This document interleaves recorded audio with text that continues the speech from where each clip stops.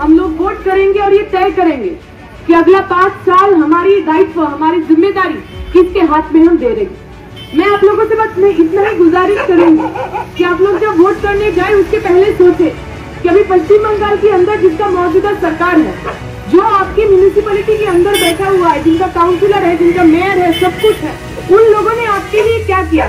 क्या आपके लिए बिजली पानी का बंदोबस्त उन्होंने किया है?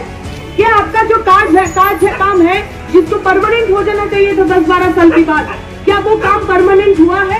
क्या इस इलाके के लोग जो वोट देते हैं, जो टैक्स देते हैं और ये उम्मीद करते हैं कि हमारा सरकार, हमारा म्यूनिसिपैलिटी कुछ हमारे लिए भी करे, क्या उन्होंने वो किया है? हमने देखा है केंद्र की जो सरकार है, वो सरकार कहते हैं सबका साथ सबका विकास। वो कहते हैं कि हमें वोट करो तो हर एक आदमी के बैंक अकाउंट में 15-15 लाख रुपए आएंगे।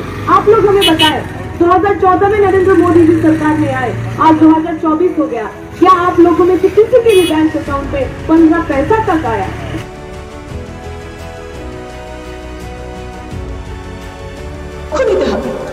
শুধুমাত্র ধর্মের নামে আমরা আমাদের ভোটগুলোকে দিয়ে দেব? ওরা বলবে মন্দির বানানোর জন্য নরেন্দ্র মোদীকে ভোট দিন। আচ্ছা, আপনার পশ্চিমবঙ্গে এর আগে মন্দির ছিল না? 2014 আগে, 2019 আগে পশ্চিমবঙ্গের গ্রামে মন্দির তৈরি হয়নি? আপনার বাড়িতে, আপনার পাড়ায় যে দুর্গাপূজা হয়, সেই দুর্গাপূজা করার জন্য বিজেপির দরকার হতো, সিপিএম এর দরকার হতো, তৃণমূলের দরকার হতো?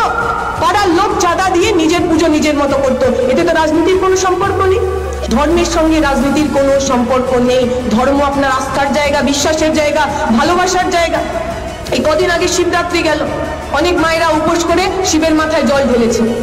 সারাদিন উপোস করে থাকার পর যখন শিবের মাথায় জল ঢালছিলেন, কি চাইছিলেন মা? হাত জোর করে বলছিলেন নাকি যে আমার দেশটাকে হিন্দু রাষ্ট্র বানিয়ে দাও গো, আমার দেশে যেন হিন্দু ছাড়া আর কেউ না থাকে? নাকি সে মাথায় জল ঢালতে ঢালতে বলছিলেন আমার ছেলেটা মেয়েটা যেন থাকে দুধে ভাতে, ওদের জন্য একটা ভালো চাকরি হয়?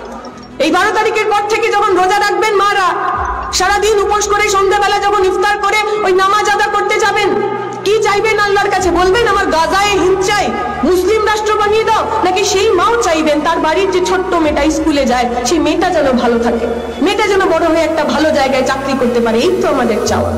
আপনি যে ধর্মেই বিশ্বাস করুন না কেন, আপনি মন্দিরে যান, মসজিদে যান, গির্জায় যান, গুরুদুয়ারাতে যান, আপনার সঙ্গে আপনার ভগবানের যে সম্পর্ক, সেই সম্পর্ক তো ভালোবাসা, সেই সম্পর্কে তো ঘৃণা নেই, সেই সম্পর্কে তো হিংসা নেই।